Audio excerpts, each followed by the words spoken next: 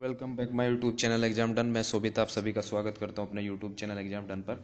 आज मैंने current issue discuss में जो आपके लिए टॉपिक लिया है, आरबीआई कैसे महंगाई को कंट्रोल करता है, इन सभी बातों के बारे में चर्चा करेंगे।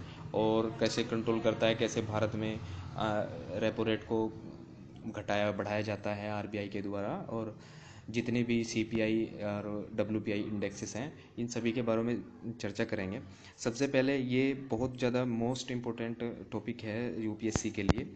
इससे बहुत ज़्यादा सवाल आए हैं। पिछले जितने भी आप प्रीलिम्स पेपर देखेंगे, प्री में जितने भी क्वेश्चन पूछे गए हैं, इस टॉपिक से सबसे ज़्यादा पूछे गए हैं।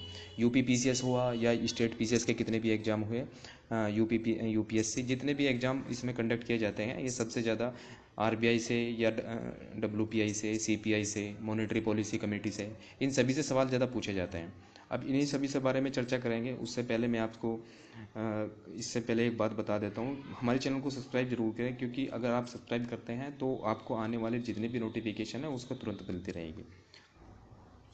सबसे पहले देखते हैं कि जो हमारे आरबीआई के गवर्नर हैं, उनके द्वारा एक स्टेटमेंट दिया गया है कि हमारी जो महंगाई दर है वो लगातार बढ़ती या घटती रही है, कभी भी स्टेबल नहीं है, कभी भी ये स्टेबल नहीं रही है। क्योंकि जितनी भी महंगाई दर बढ़ना या घटना, इसे अनएक्सेप्टेबल या अनकंफर्टेबल माना गया है आरबीआई की मीटिंग में। जो इसे मॉनेटरी पॉलिसी मीटिंग अभी कंडक्ट की जाई थी, इसकी बैठक की गई थी। आरबीआई के जो गवर्नर होते हैं वो इसके हेड होते हैं। अभी हाल ही में इसको कंडक्ट करा गया था। ये जो मॉनेटरी पॉलिसी है, ये साल में 4 बार कंडक्ट की जाती है, ये इस बार तीसरी बार है। सबसे पहले देखते हैं जो इन्फ्लेशन होती है, महंगाई क्या होती है। महंगाई को आप सिर्फ सिंपल और लेमन लैंग्वेज में समझ सकते हैं। अगर आपने कोई वस्तु 100 रुपये की खरीदी, 100 रुपये के खरीदने के बाद वही वस्तु अगर 10 दिन बाद या 20 दिन बाद 110 रुपये की हो जाती है, तो इसे महंगाई कहते हैं। 10 रुपये का आपका क्या हुआ, आपने 10 रुपये जो फालतू दिए उस प्रोडक्ट को खरीदने के लिए, इसका मतलब है कि आपने 10 रुपये की महंगाई को मान लिया, यानी 10% महंगाई बढ़ गई। अब महंगाई बढ़ना आपके सिंपल लैंग्वेज में होता है कि महंगाई बढ़ गई, लेकिन महंगाई नहीं बढ़ती, असल में रुपए की वैल्यू गिरती है। रुपए की वैल्यू जो, जैसे रुपए की वैल्यू का मतलब होता है कि 100 रुपये का नोट आप दे के कोई वस्तु लेके आ रहे थे, वही अब 110 रुपये में दे के ला रहे हैं, इसका मतलब रुपए की वैल्यू गिर गई। अब इन सब चीज़ों के बारे में मैं आपको ब्रीफली डिटेल से बताऊंगा कि कैसे आरबीआई इसको कंट्रोल करता है, महंगाई को कैसे कंट्रोल करता है। सबसे पहले समझो कि आरबीआई क्या करता है कंट्रोल करने के लिए। रेपो रेट में सबसे ज़्यादा बढ़ोतरी करता है या घटाता है या बढ़ाता है, ऐसे करता है। जैसे रिवर्स रेपो रेट हुआ, ये दो दर होती हैं। दर तो 4-5 होती हैं, लेकिन सबसे मेन इंपॉर्टेंट जो दर होती हैं, रेपो रेट और रिवर्स रेपो रेट, इन्हीं के ऊपर सबसे ज़्यादा दामोदार होता है कि मॉनेटरी पॉलिसी को या फिर इन्फ्लेशन को कैसे कंट्रोल करना है। मॉनेटरी पॉलिसी के अंदर यही सब बातों की चर्चा की जाती है, क्योंकि इसी का गठन इसी के आधार पर किया गया था। 2016 में मॉनेटरी पॉलिसी का गठन किया गया था मुंबई में आरबीआई के द्वारा। अब इसका जो काम होता है, सबसे ज़्यादा काम इसका यही होता है कि महंगाई को देखना कि महंगाई कितनी बढ़ी है, कितनी घटी है, उसको कंट्रोल करने के क्या क्या उपाय हो सकते हैं, इन सभी के बारे में मॉनेटरी पॉलिसी के अंतर्गत चर्चा की जाती है। रेपो रेट को जानते हैं। रेपो रेट क्या होती है? रेपो रेट वह दर होती है जिससे आरबीआई से बैंक लोन या पैसे उधार लेती है।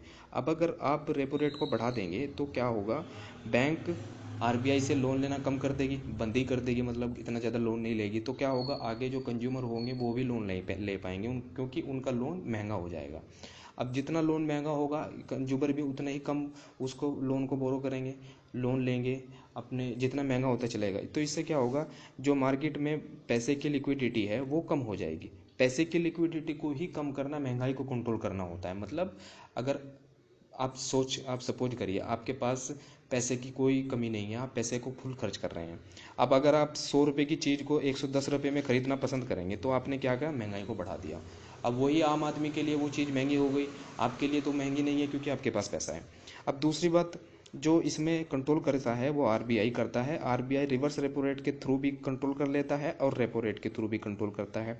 इन सब चीज़ों के बारे में इन्फ्लेशन का सारा यही सार होता है कि इन्फ्लेशन को कैसे कंट्रोल करता है आरबीआई, और कैसे उसको रिड्यूस करता है या फिर उसको बढ़ाता है घटाता है, ये सब आरबीआई के द्वारा करा जाता है।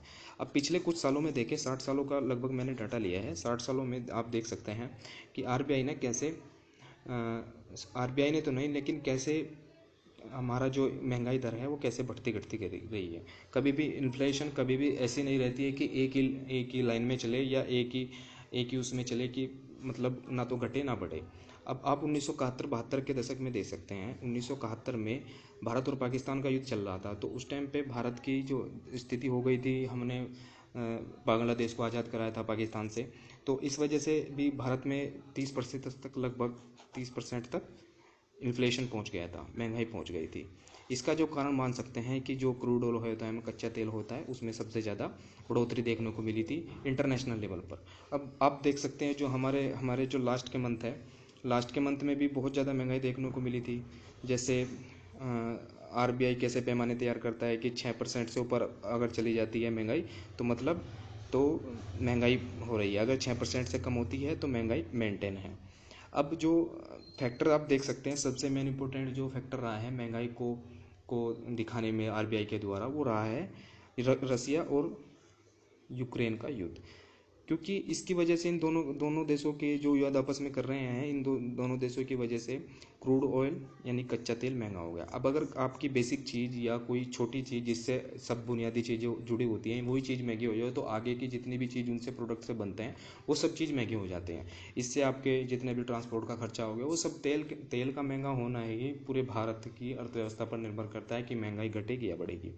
अब यही चीज़ हमें देखने को मिली है पिछले 3-4 महीनों में। क्योंकि अगर महंगाई को कंट्रोल करना है तो हमें क्रूड ऑयल को सस्ता खरीदना होगा किसी भी। इसलिए भारत ने सबसे पहले जो प्रिफरेशन दिया है, क्योंकि हमें रसिया के द्वारा जो ऑफ़र दिया गया था कि आप कच्चा तेल हमसे खरीद लिए, और वो भी कम दामों पर हमने रसिया से कच्चा तेल खरीदा। बल्कि तीसरे नंबर पर हमारा खरीदार आयातकर्ता हो गया था रसिया, अभी हाल के कुछ दिनों में। अब फिर से वापस हम रिकवर कर रहे हैं और धीरे धीरे अपनी इकोनॉमी को और कच्चे तेल को मेंटेन कर रहे हैं। क्योंकि आप देख सकते हैं कच्चे तेल की अब जो डीजल और पेट्रोल की कीमत है वो कितनी बढ़ गई थी। इससे इन्फ्लेशन भी या महंगाई भी बढ़ती रहेगी। अब ये आप महीने का कुछ देख सकते हैं कि 7% पर चली गई थी, 2 प्लस माइनस और 4। इससे क्या होता है, अगर 2 से नीचे आपकी महंगाई है तो लगभग महंगाई महामंदी में है, मतलब महंगाई कमज़ोर है। अगर आपकी जो महंगाई होती है वो 6 से प्लस चली जाती है, 6 से प्लस जाने का मतलब है कि महंगाई बहुत ज़्यादा भारत के अंदर बढ़ चुकी है। यही फॉर्मूला 2016 में जो हमारी उर्जित पटेल की कमेटी है उनके द्वारा दिया गया था। अब मॉनेटरी पॉलिसी के बारे में जानते हैं। मॉनेटरी पॉलिसी क्या होता है? मॉनेटरी पॉलिसी आरबीआई के एक्ट 1934 के तहत 2016 में गठित की गई थी। 3 अक्टूबर 2016 को गठित की गई थी मुंबई के अंदर। अब इसका जो काम है, सबसे पहले इंपॉर्टेंट काम है इसका महंगाई को मेंटेन करना, महंगाई की जांच करना कि महंगाई बढ़ रही है या घट रही है। ये किस आधार पर करती है? WPI, CPI, 2 इंडेक्स हैं, इसके आधार पर MPC महंगाई को देखती है और उसको कंट्रोल करने के आगे के रास्ते निकालती है। ये मेन इंपॉर्टेंट काम है मॉनेटरी पॉलिसी का। मॉनेटरी पॉलिसी क्या होती है मैंने आपको बता दिया है। इसका जो फिक्स रेपो रेट होता है, जैसे रेपो रेट को भी हाल ही में भारत के जो आरबीआई गवर्नर हैं उनके द्वारा बढ़ाया गया है। जैसे अब जो फिक्स रेपो रेट चल रही है वो 5.4% चल रही है। तो ये परसेंट है कि इस परसेंट पे बैंकों को ब्याज दिया जाता है, बैंकों को ब्याज पे पैसा दिया जाता है। तो अगर ऑटोमेटिकली आप ब्याज पे पैसा दोगे और वो बढ़ाएंगे तो क्या होगा, आपके लोन भी महंगे होंगे, आपकी जो हर चीज़ें महंगी होती चली जाएंगी और आप उसको कंट्रोल कर पाएंगे। वो जो रुपये की वैल्यू वो नहीं गिरेगी। अब ये इंस्ट्रूमेंट हैं जो जिसके आधार पर मॉनेटरी पॉलिसी गठित की जाती है, क्या क्या इसके एरिया हैं, कहाँ कहाँ तक का ये एरिया कर सकती है। तो ये आप देख सकते हैं, रेपो रेट को कंट्रोल करती है, रेपो रेट को घटाती बढ़ाती है, रिवर्स रेपो रेट को घटाती बढ़ाती है। ये सब काम होते हैं मॉनेटरी पॉलिसी के, उसके अंदर चर्चा की जाती है। इसका स्ट्रक्चर देखते हैं, इसके ऑब्जेक्टिव, पहले इसके ऑब्जेक्टिव देख लेते हैं। Stabilise business cycle, provide reasonable price stability. अब जितने भी प्राइज होते हैं, जैसे आपका WPI है, प्राइस है, उनको कंट्रोल करने का काम सिर्फ MPC का ही है। MPC को मान लेते हैं कि एक बैठक होती है कि हमारे देश की स्थिति कैसी होनी चाहिए। साल में 4 बार कंडक्ट की जाती है। इसका जो 3 महीने के अंदर एक बार होती है। इसका जो मेन काम यही होता है कि महंगाई को कैसे कंट्रोल किया जाए, कितनी स्टेबिलिटी है और कितनी अनस्टेबिलिटी है भारत के अंदर प्राइज को लेकर और कंज्यूमर प्राइस को लेकर। जितने भी प्राइस होते हैं, कंज्यूमर प्राइस होता है, होलसेल प्राइस होता है, उनको लेकर एक बैठक होती है, उसकी चर्चा की जाती है। अब एक्सचेंज रेट स्टेबिलिटी, जितना भी एक्सचेंज रेट होता है भारत के, जो डॉलर के मुकाबले जितना भी एक्सचेंज रेट होता है, उसकी सब चर्चा की जाती है। अब इसके जो मॉनेटरी पॉलिसी का स्ट्रक्चर है उसको देख लेते हैं। सबसे पहले मॉनेटरी पॉलिसी के जो अध्यक्ष होते हैं वो होते हैं आरबीआई के गवर्नर, जिनका नाम है शक्तिकांत दास जी। अब शक्तिकांत दास जी इनके चेयरमैन हो गए और इसके कमेटी का हिस्सा भी होते हैं। अब 6 मेंबर होते हैं, देख सकते हैं आप 6 मेंबर, मतलब 3 तो मेंबर होते हैं सरकार के द्वारा जो नॉमिनेट होते हैं और 3 मेंबर होते हैं जो आरबीआई के द्वारा नॉमिनेट किए जाते हैं। ये स्ट्रक्चर है मॉनेटरी पॉलिसी का। अब बात करते हैं सीपीआई और डब्ल्यूपीआई के बारे में। सीपीआई डब्ल्यूपीआई क्या होता है? Wholesale price index, consumer price index. Wholesale price index में आप गणना करते हैं उन सभी चीज़ों की जो एक आम आदमी यूज नहीं करता है। जैसे अगर पेन यूज कर रहे हैं, हम पेन कॉपी या खाने की कोई भी चीज़ें होती हैं वो एक कंज्यूमर यूज करता है। लेकिन होलसेल जैसे बड़े बड़े जो नाज वगैरह हो गए और जो भी चीज़ बड़े होलसेल में आती हैं वो सब होलसेल प्राइस इंडेक्स में इसको मेजर किया जाता है। कंज्यूमर प्राइस इंडेक्स के बारे में जानते हैं। कंज्यूमर प्राइस इंडेक्स क्या होता है? इसको ज्ञात करने के लिए, इसका फॉर्मूला निकालने के लिए सबसे पहले आप जो करंट में महंगाई चल रही है, कंज्यूमर की जो महंगाई चल रही है वो क्या चल रही है, मान लेते हैं कि अब जो हाल में महंगाई है वो 125 रुपये है और जो इसका बेस ईयर था, मतलब 2016 से हमने बेस ईयर ले रखा है IW का, मतलब इंडस्ट्रियल वर्कर का, तो 100 रुपये लेकर गुना 100 कर दीजिए तो निकल के क्या आएगा 125। तो मतलब आपने 25% आपकी महंगाई बढ़ रही है। तो ये कंज्यूमर प्राइस इंडेक्स का निकालने का फॉर्मूला है। आप देख सकते हैं ये इसका फॉर्मूला है। What is the consumer price index? Consumer price index retail के लिए होता है, न कि थोक के लिए। कोई भी मतलब अगर होलसेल होता है उसके लिए नहीं होता है, रिटेल के लिए गणना की जाती है। ये गणना किसके लिए की जाती है? ये गणना किसके द्वारा की जाती है? सॉरी, ये गणना की जाती है नेशनल स्टैटिस्टिकल ऑफिस के द्वारा, NSO के द्वारा यह गणना की जाती है। ये बहुत इंपॉर्टेंट क्वेश्चन है क्योंकि ये क्वेश्चन पूछा गया है किसके द्वारा? यूपीएससी या स्टेट पेपर PCS, किसी के भी द्वारा ये पूछा जा सकता है। और यूपीएससी के द्वारा तो ये पूछे जाते हैं क्योंकि इसके बारे में बहुत ज़्यादा आपको डिटेल इन्फॉर्मेशन होनी चाहिए। अब जो सीपीआई कैलकुलेट की जाती है वो डिफरेंस प्राइस पर की जाती है, कमोडिटी और सर्विस पर। अब यूपीएससी यहीं से सवाल बना के पूछ सकता है, कैसे कि कमोडिटी और सर्विस क्या सीपीआई के अंतर्गत आते हैं? इसमें हाँ ना में जब आपको जवाब देना। और स्टेटमेंट में आपको कोई भी सवाल पूछ सकता है। अब कमोडिटी जितनी भी होती हैं और सर्विस को मिलाकर सीपीआई की गणना की जाती है, सबसे मेन इंपॉर्टेंट बात है। अब इसमें क्या क्या होते हैं? फूड होता है, मेडिकल केयर होती है, एजुकेशन होता है, electronics, ETC which Indian consumer by, जो यूज करता है कंज्यूमर, एक कंज्यूमर के द्वारा जो भी चीज़ें यूज कर जाती हैं, ये सब चीज़ें, एजुकेशन भी होती है, मेडिकल केयर होता है, इलेक्ट्रॉनिक्स वगैरह जो भी सामान होते हैं, ये सब कमोडिटी एंड सर्विस के अंतर्गत आते हैं। अब ये सीपीआई भी इनके, अगर आप महंगाई देखते हैं कि सीपीआई का कितना महंगाई हो गया, इंडेक्स निकाल लेती है आरबीआई के द्वारा। ये सब आप देख सकते हैं इसमें। अब सीपीआई जो निकाली जाती है वो किन किन क्षेत्र पे निकाली जाती है, सबसे पहले ये देखते हैं। सीपीआई निकाली जाती है इंडस्ट्रियल वर्कर के लिए, सीपीआई निकाली जाती है एग्रीकल्चर लेबर के लिए, सीपीआई को निकाला जाता है रूरल लेबर के लिए और रूरल अर्बन कंबाइंड दोनों के लिए। क्योंकि सीपीआई को निकालने के लिए ये सब पैरामीटर दिए गए हैं, आपको ये सब देख सकते हैं। Labour bureau and ministry labour employment, the first ray of complied the, ये जो 3 होते हैं इनको लेबर मिनिस्ट्री के द्वारा निकाला जाता है। ये स्टेटमेंट में पूछ सकता है कि सीपीआई के द्वारा कौन कौन से पैरामीटर को निकाला जाता है। अब जो बेस ईयर लिया गया है, बेस ईयर 2012 लिया गया है, मैं आपको बता देता हूँ 2012 बेस ईयर है। कंफ्यूज नहीं होने का है क्योंकि स्टेटमेंट में आपको बेस ईयर के बारे में भी पूछ सकता है। इसकी सीपीआई का बेस ईयर 2016 रखा गया है।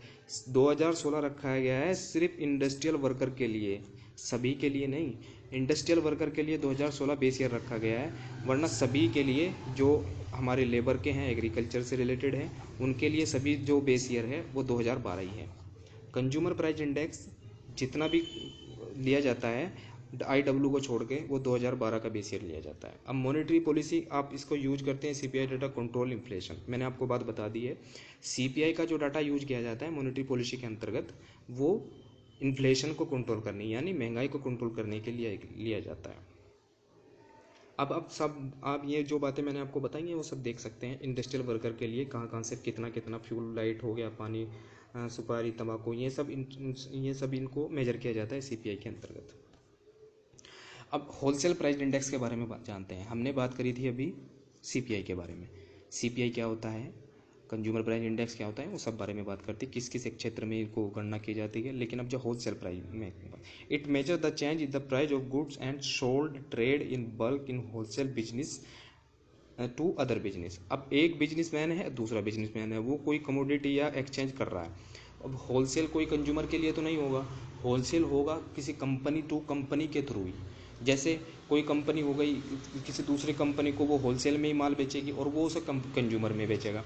अब इसमें अगर गुड्स में कोई भी महंगाई में मतलब इसके प्राइस में उतार चढ़ाव आता है, उसे ही होलसेल प्राइस इंडेक्स कहा जाता है। Publish by the office of economic adviser, ministry of commerce and industry. ये बहुत इंपॉर्टेंट मैं आपको बता रहा हूँ, ये देख सकते हैं आप, ये जितना भी मैंने कर्सर घुमाया इस पर, ये पब्लिश किया जाता है किसके द्वारा? Ministry of commerce and industry के द्वारा। ये क्वेश्चन पूछे गए हैं यूपीएससी में या यू स्टेट पीसीएस में, इन सभी के बारे में आपको ध्यान होना चाहिए। It is the most widely use inflation indicator in India. सबसे ज़्यादा बड़ा इसका एरिया है इन्फ्लेशन को देखने में, इन्फ्लेशन को काम करने में। अब आप देख सकते हैं पिछले कुछ महीनों में लगभग 13% के ऊपर पहुंच गई थी, जबकि 12% के अंतर्गत ही होनी चाहिए, लेकिन 13% से ऊपर होलसेल प्राइस इंडेक्स पहुंच गया था। होलसेल की महंगाई इतनी हो गई थी।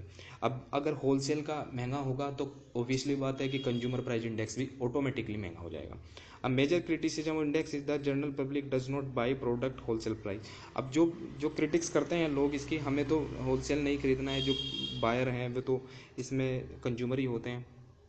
अब जो इसका बेस ईयर लिया गया है, पहले तो इसका जो बेस ईयर लिया जाता था वो 2004 से 5 लिया जाता, लेकिन अब जब घटा के उसको 2011 से हुआ, फिर अब 2017 है। इंपॉर्टेंट फैक्ट है आपके लिए, बहुत ज़्यादा इंपॉर्टेंट है, क्योंकि होलसेल प्राइस इंडेक्स, सीपीआई या कंज्यूमर प्राइस इंडेक्स, ये सब आपसे यूपीएससी के अंदर पूछे जाते हैं। अब डब्ल्यूपीआई की गणना कैसे करते हैं? करंट प्राइस को देख लीजिए और उसके अपन में बेस प्राइस को देख लीजिए, बेस पीरियड प्राइस को देख लीजिए और उसके गुना 100 कर दीजिए, आपका डब्ल्यूपीआई निकल जाएगा। ये आपको इसे निकालने का एक फॉर्मूला दे रखा है, आप इसे देख सकते हैं, निकाल सकते हैं।